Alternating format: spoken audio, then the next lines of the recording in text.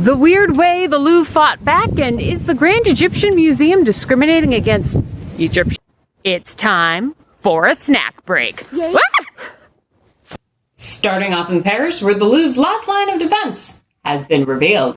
Turns out that the tools the thieves used to break into the display cases were actually designed for concrete. So they cut through those things like butter. Wrong! Security footage has revealed that those cases actually put up a fight. Yes! We don't know what those cases are made out of. But Smart Money says that most GLAM professionals will be adding them to the old wish list next year. Last up is Cairo, where the Grand Egyptian Museum, or GEM, is, well, having some crowd control issues. Images like this one came out a couple of days after the grand opening, showing thousands of ticket holders who've been denied entry.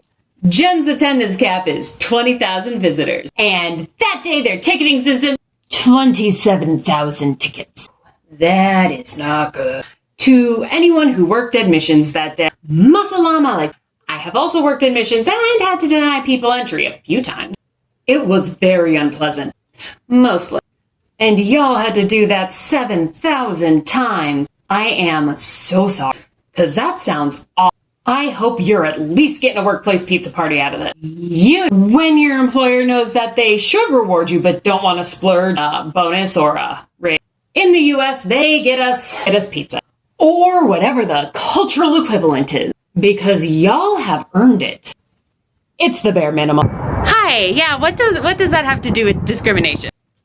Right. A week later, there was a 2-day period that Egyptians could not get tickets for, like at all. GEM has a tiered ticketing system. Egyptians are the cheapest. Expats pay slightly more.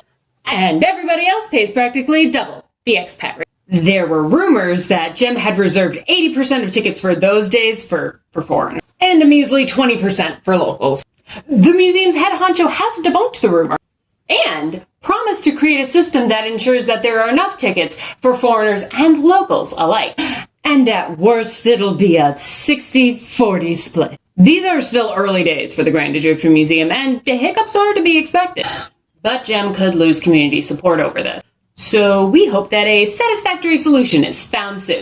All of that and more in this week's serving of the Weekly Tea with the museum. Skip the FOMO, subscribe to